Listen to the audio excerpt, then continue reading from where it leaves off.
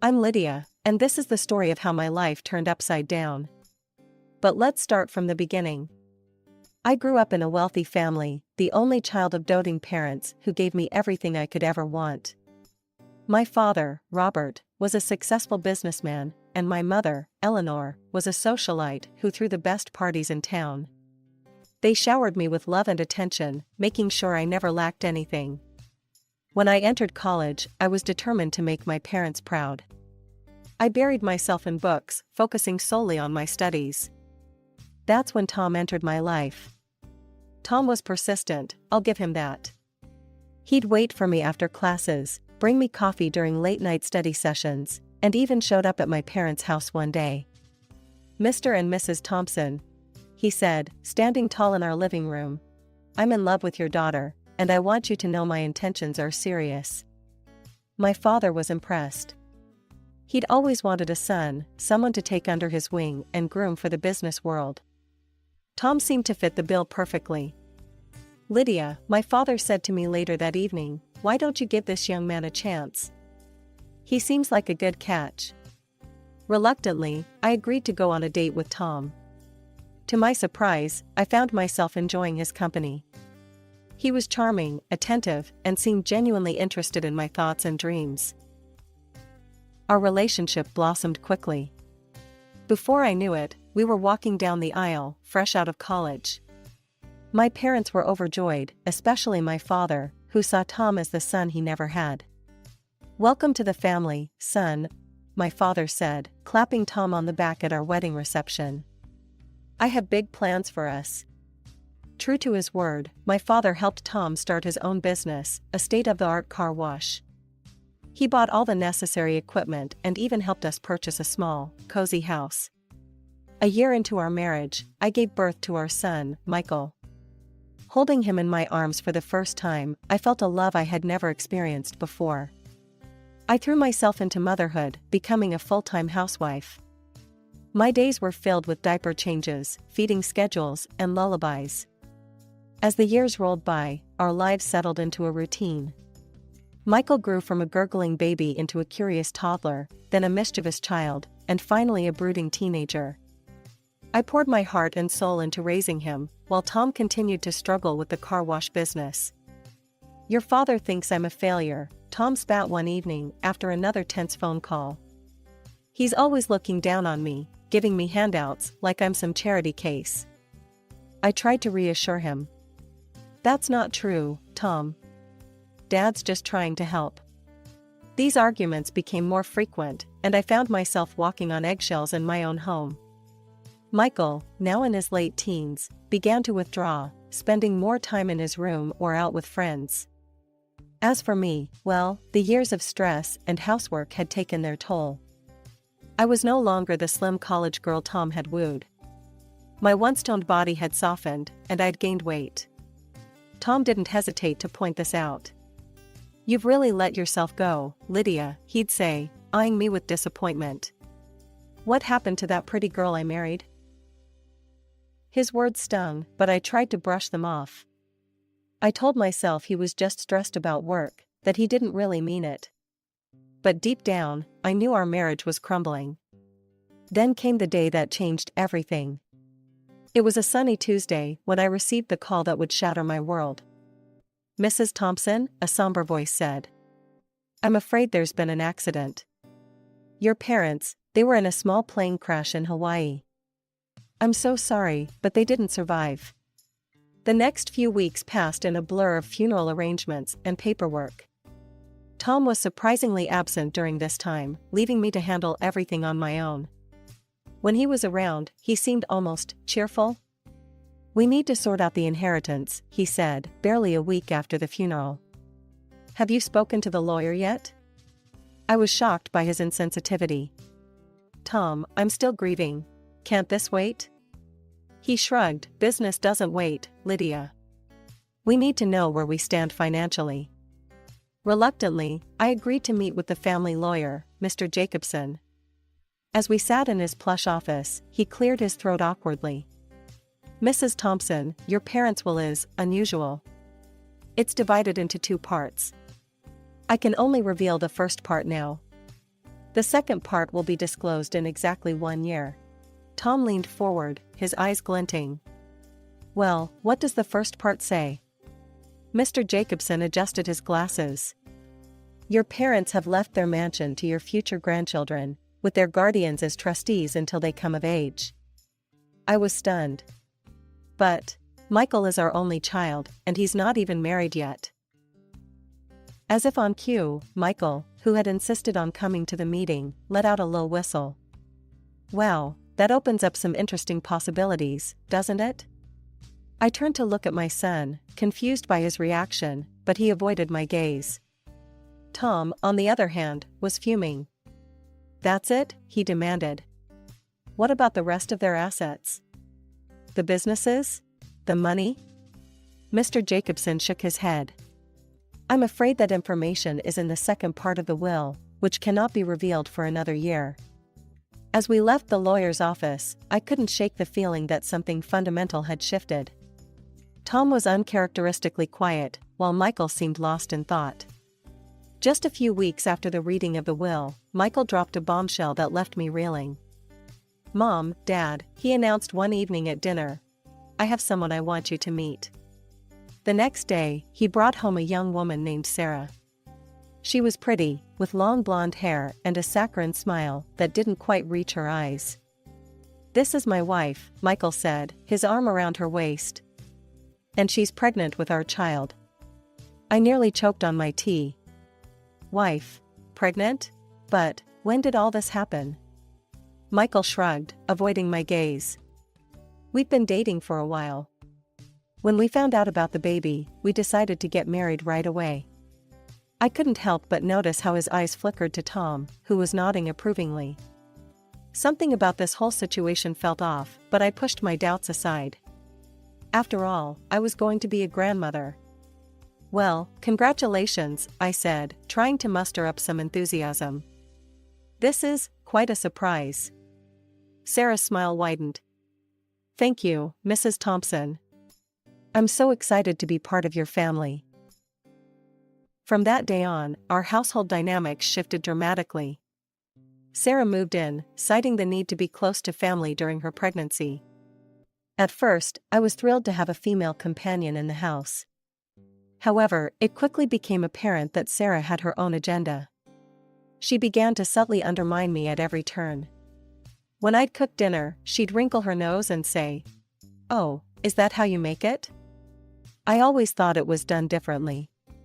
But it was her interactions with Tom that really set off alarm bells. She'd laugh at his jokes, touch his arm, and shower him with compliments. "You're such a talented businessman, Tom," she'd coo. "I don't know how you manage it all." Tom, predictably, lapped up the attention. He began spending more time at home, but not with me. He'd sit for hours, talking business with Sarah while I was relegated to the background. I tried to talk to Michael about Sarah's behavior, but he brushed off my concerns. "Mom, you're just being paranoid," he'd say. "Sarah's great. Maybe you're just jealous because you're not the center of attention anymore." His words hurt more than he could know. Had I raised a son who cared so little for his mother's feelings? As for Tom, he seemed to revel in the new family dynamic. He'd beam with pride when Sarah complimented him, and I'd catch him looking at me with something akin to disgust. One day, while out grocery shopping, I ran into an old college friend, Jessica. We decided to catch up over coffee, and as we reminisced about our college days, she mentioned something that made my blood run cold. "Remember that guy who was always chasing rich girls?" Jessica asked. "What was his name? Tom something?" My heart skipped a beat. "Tom? Tom who?" Jessica laughed. "Oh, you know, that sleazy guy who tried to date every girl with wealthy parents. He ended up marrying some naive rich girl, if I remember correctly." As Jessica continued talking, describing Tom's behavior in college, I felt like I was going to be sick. The Tom she was describing sounded exactly like my husband. Had our entire marriage been based on a lie? With a heavy heart and shaking hands, I pulled into our driveway. The house loomed before me, no longer the cozy home I once loved, but a stage for the drama that was about to unfold. I found Tom in his study, poring over some papers. He barely looked up when I entered. "Tom," I said, my voice steadier than I felt, "we need to talk." He sighed, finally meeting my eyes. "What is it now, Lydia?" I took a deep breath. "I ran into Jessica today. You remember her from college, right?" A flicker of something, was it fear? Passed across his face before he schooled his features into indifference. Vaguely. "What about her?" "She told me about a guy in college. A guy who pursued rich girls, looking for an easy meal ticket." I paused, watching his reaction. "Sound familiar, Tom?" For a moment, he just stared at me. Then, to my shock, he started laughing. Well, he chuckled, leaning back in his chair. "Took you long enough to figure it out, didn't it?" His cavalier attitude stunned me. "So it's true? You married me for my parents' money?" Tom shrugged, not a hint of remorse in his eyes. "Of course I did.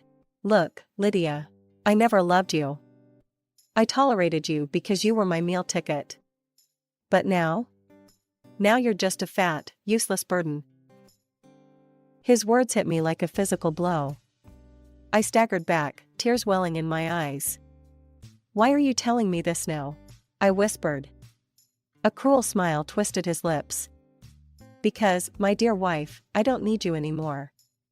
Your parents are dead, and soon, their fortune will be mine. Or rather, our grandson's, which amounts to the same thing." Suddenly, everything clicked into place: Michael's hasty marriage, Sarah's convenient pregnancy, the way they'd been treating me. It had all been a calculated move to secure my parents' inheritance. You planned all this?" I gasped. Tom laughed again, the sound grating on my nerves. "Give credit where it's due. It was mostly Michael's idea. The boy's got a good head for business, unlike his mother." I felt like I was drowning, the weight of their betrayal crushing me. "Does Sarah know about this?" "Of course she does," Tom sneered. "She's a smart girl, knows a good opportunity when she sees one. Unlike you, she'll make a proper wife for a businessman." I couldn't take any more. I turned and fled from the room, my world shattered around me. As the reality of my situation sank in, I realized I had nowhere to go. I had no money of my own, not even enough to rent an apartment. With a heavy heart, I resigned myself to staying in the house with people I could no longer trust. 2 months later, Tom dropped another bombshell on me. I was in the kitchen, preparing dinner, when he strode in with a self-satisfied smirk on his face. "Pack your bags, Lydia," he announced without preamble. "We're moving into your parents' house." I nearly dropped the knife I was holding. "What? When did we decide this?" Tom's laugh was cold and mocking. "We didn't decide anything. I decided. We're moving in with Michael and Sarah. After all, our grandson is the heir to that house." Each word was like a slap to my face. "What do you mean? What about our house?" "Oh, that?" Tom waved dismissively. "I sold it. The money's already been spent on things for people I actually care about. And just so we're clear, you're not on that list." Over the next few days, I watched in stunned silence as Tom, Michael, and Sarah excitedly prepared for the move. They bought new cars, splurged on expensive clothes and gadgets, all while I faded into the background, ignored and forgotten. The move to my parents' house was like a twisted parody of a happy family relocation. Sarah immediately claimed the master bedroom, while I was relegated to a small guest room in the back of the house. As the days passed, I found myself increasingly isolated. Sarah gave birth to my grandson and began delegating all the housework to me. I cooked, cleaned, and even cared for my grandson while she lounged about, issuing orders like a queen. "Lydia," she'd call out. "The baby needs changing. And while you're at it, could you tidy up the living room? It's looking a bit messy." I threw myself into caring for my grandson, finding solace in his innocent smiles and gurgles. But even that joy was tainted by the constant barbs and criticism from Sarah and Tom. One evening, about a month after we'd moved in, things came to a head. We were all seated at the dinner table, a dinner I had prepared, as usual. Sarah was in rare form, ordering me about as if I were a servant. "Lydia, fetch me some more water. And hurry up with clearing these plates. We don't have all night." Something in me snapped. Years of pent-up frustration and hurt came pouring out. "Enough," I shouted, slamming my hands on the table. "I am not your maid, Sarah. This is my parents' house, and I deserve some respect." The room fell silent. Sarah's face crumpled, and she burst into dramatic tears. "How could you speak to me like that? After all we've done for you?" Tom stood up, his face red with anger. "That's it, Lydia. I've had enough of your ingratitude. Pack your things and get out. This house belongs to our grandson now, and you're no longer welcome here." I stared at him in disbelief. "You can't be serious. Where am I supposed to go?" He reached into his pocket and pulled out a stack of papers. "I've been waiting for the right moment to give you these. Divorce papers, already signed. I want you gone by morning." I looked to Michael, hoping against hope that my son would defend me. But he just shrugged, avoiding my gaze. "I'm an adult now, Mom. I don't need you anymore." With shaking hands, I took the divorce papers. Sarah's triumphant smirk was the last thing I saw as I turned and walked out of the dining room, my world crumbling around me. With nowhere to go and my world in shambles, I found myself dialing a familiar number. Jessica, my old college friend, answered on the second ring. "Lydia? Is everything okay?" Her voice was laced with concern. I swallowed hard. "Not really. I need a place to stay." Without hesitation, Jessica invited me to her home. As I settled into her guest room, she shared her own family drama. "My son's been going through hell," she confided. "His fiancée left him, and she's pregnant. He's desperate to find her and be there for his child." My heart skipped a beat. "Do you have a picture of her?" Jessica nodded, pulling out her phone. As she showed me the photo, my blood ran cold. Staring back at me was Sarah, my supposed daughter-in-law. "Jessica," I said slowly, "I think I know where your son's fiancée is." Over cups of tea, I poured out my story. Jessica listened, her expression morphing from shock to anger to determination. "We need to expose them," she declared. "All of them." Together, we hatched a plan. The next day, I returned to my parents' house under the guise of collecting the last of my belongings. While there, I managed to snag a few strands of my grandson's hair for a DNA test. The wait for the results was agonizing, but when they finally came, they confirmed our suspicions. My son was not the father of Sarah's baby. Jessica's son was. As I grappled with how to break this news to Michael and Tom, my phone rang. It was Mr. Jacobson, my parents' lawyer. "Mrs. Thompson," he said, "it's time to review the second part of your parents' will. Can you come to my office tomorrow?" The next day, I sat in Mr. Jacobson's plush office, my heart pounding. As he read the will, I could hardly believe my ears. "To our beloved daughter, Lydia," he read, "we leave our luxury apartment, valued at $500,000. But that wasn't all. My parents had foreseen everything. In the event of a divorce, all their property, including Tom's business, would come to me. Your father wants you to know," Mr. Jacobson continued, "that he's been the one financing Tom's business all along. He registered it in his own name. In case of divorce, it's yours to do with as you please." I sat there, stunned. All this time, I thought I had nothing, when in reality, I had everything. "What about the house Tom and I lived in?" I asked, remembering he had sold it. Mr. Jacobson smiled. "That's the only thing Tom can claim. Everything else is yours." As the reality of my new situation sank in, I couldn't help but laugh. Tom had thought he was so clever, but in the end, he had outsmarted himself. I stepped into my new apartment and gasped.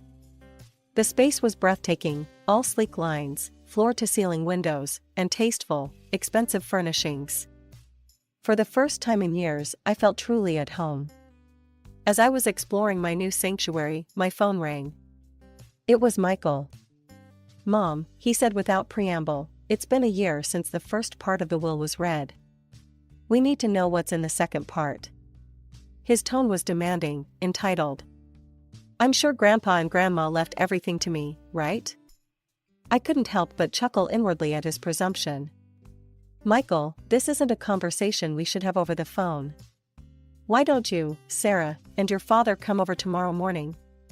I'll text you the address." After hanging up, I called Jessica.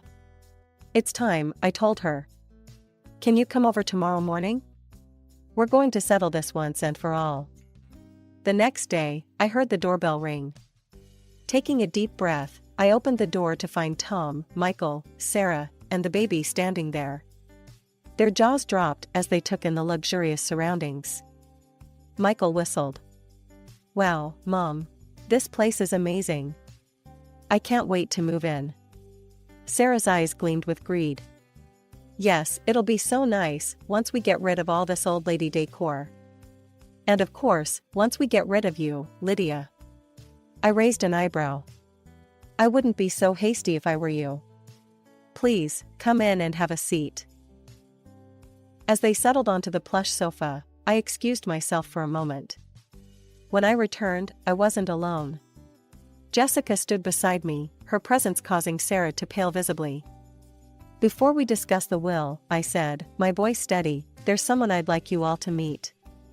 This is my friend, Jessica." Sarah's eyes darted around the room, looking for an escape. Michael and Tom just looked confused. "Now," I continued, "I think it's time we all had a frank discussion. There are some truths that need to be revealed." I paused, savoring the moment. All night, I had rehearsed what I was about to say. The words I had practiced, the revelations I was about to make, would change everything. As I looked at the faces of those who had betrayed me, my ex-husband, my son, and the woman who had tried to steal my life, I felt a surge of righteous anger mixed with anticipation. As Jessica got closer, Tom's eyes widened with recognition. A smirk spread across his face as he let out a bitter laugh. Well, he sneered, gesturing towards me. "Looks like I achieved my goal after all. Married a rich fool, didn't I?" His words stung, but I held my ground. "We'll address your betrayal later, Tom. Right now, there's something more pressing to discuss." I turned to Sarah, who was visibly squirming. "We know the truth about you, Sarah." Michael looked confused. "Mom, what are you talking about?" I took a deep breath. Sarah was looking for a rich husband. When she heard about the will from you, Michael, she saw an opportunity. She decided to pass off someone else's child as your own, to get her hands on your grandparents' estate. Jessica stepped forward, her voice steady.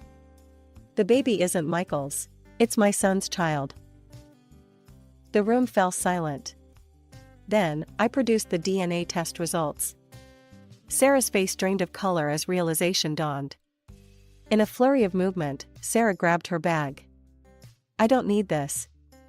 I don't need a beggar's child," she shouted as she fled the apartment.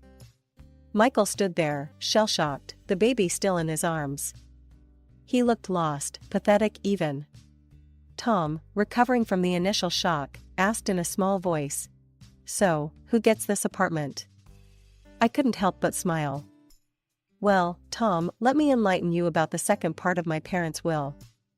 I explained everything, the apartment, the car wash, all of it. Tom's face fell with each revelation.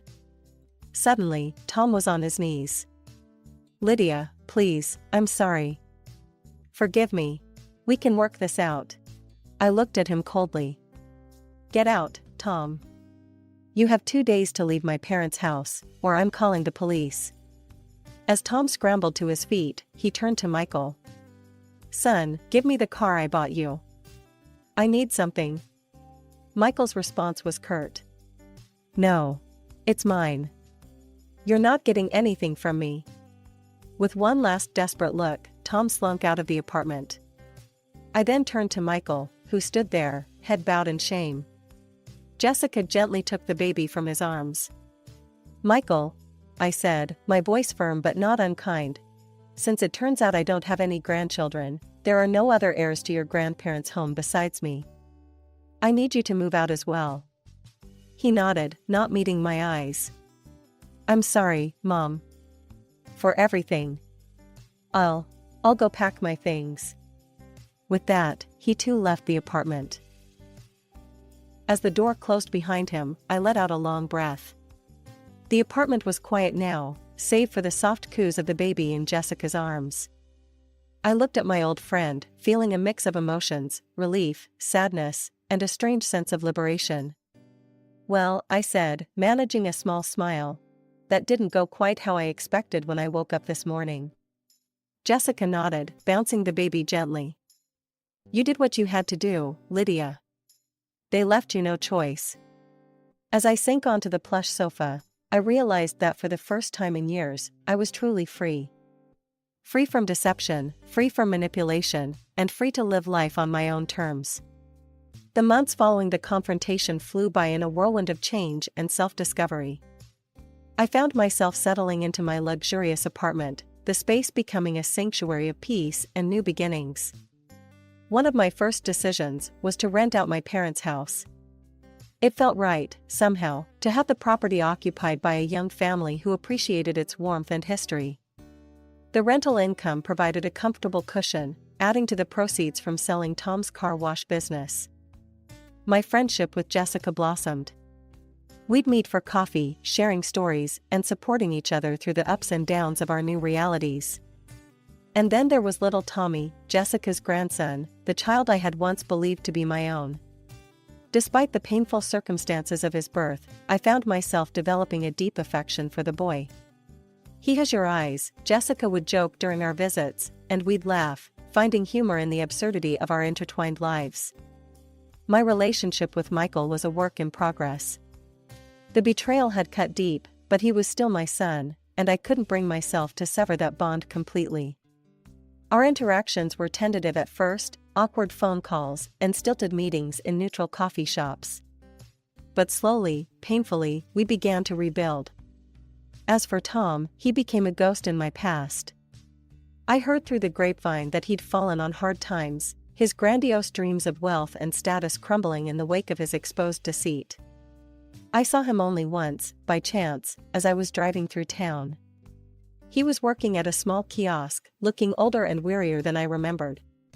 For a moment, our eyes met, and I felt a flicker of something, not love or longing, but a kind of closure. Then the light changed, and I drove on, leaving that chapter of my life firmly in the rearview mirror.